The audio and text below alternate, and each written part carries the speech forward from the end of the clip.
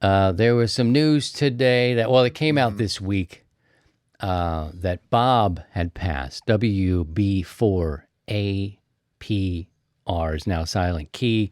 Lots of people are reporting about it. The ARRL has reported about it. And just a really impressive guy. If you don't know, it's Bob Bruninga, right? Is that how you say his name? Bruninga? Something like that. Yeah. Bruninga, yeah. Bruninga. Bruninga. He was a Whiskey Bravo 4 Alpha Papa Romeo senior research engineer at the U.S. Naval Academy in Annapolis. And in early 1982, using an old Apple II computer, he developed an HF tracking system for the U.S. Navy that was sort of the ancestor of what would become APRS. That's the automatic packet, not position, reporting system. And so I figure, like, in his community, there's a community based around, and he was in this community, and they would, he would be there. Very impressive man.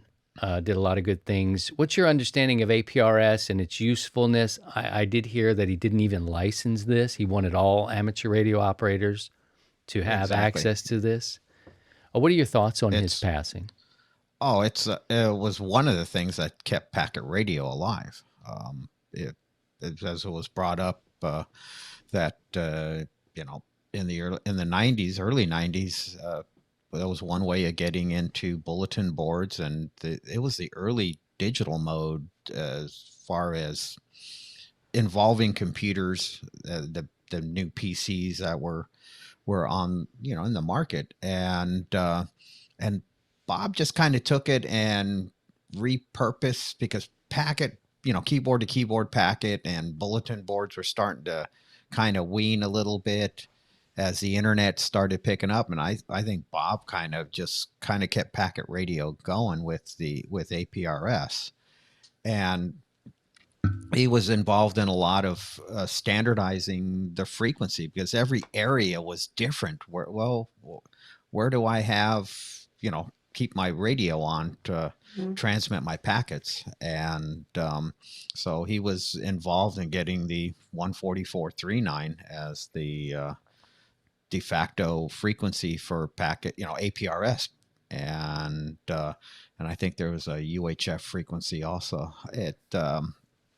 And that just kind of involved, and then some simple messaging was developed with it. And I think Bob was kind of the guy that he held the glue, and he kind of brought it together, and then with his talents, just made it the way it was what it is today. And I think APRS is one of the reasons why we're seeing more STEM students and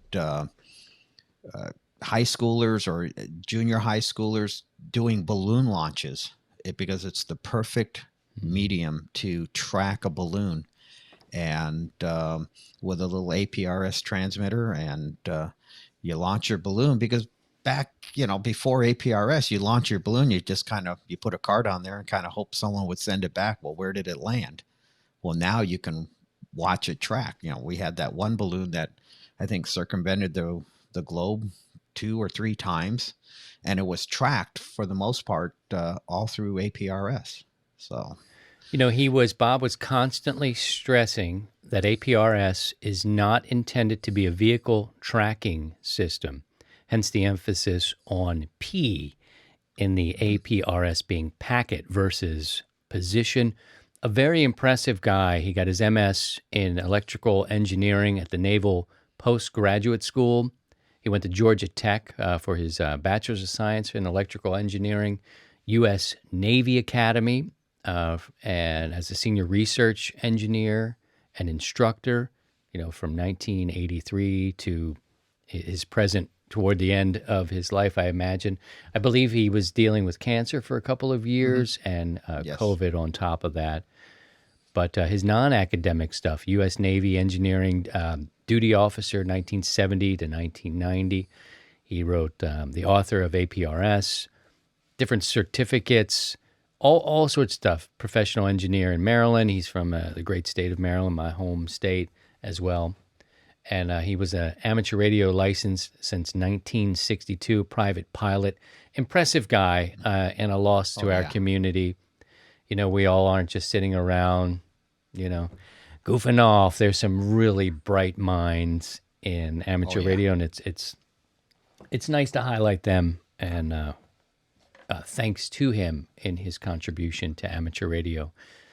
All right, and another being one. he didn't want it for tracking vehicles and stuff. That was probably the biggest user of APRS is to track vehicles. And we have members here in the 100 watts and a wire community, they're professional drivers, and they use APRS. And if you want to find out where your friend is, they're calling what SSID they're utilizing. You just can go look them up on the internet and see where they're at. So it's a great tool to track. In fact, when my wife travels to the Midwest, I'll put an APRS tracker in her car, and we have her call sign programmed, and the family can watch her as she makes her way, from state to state to state. So it's a great tool. And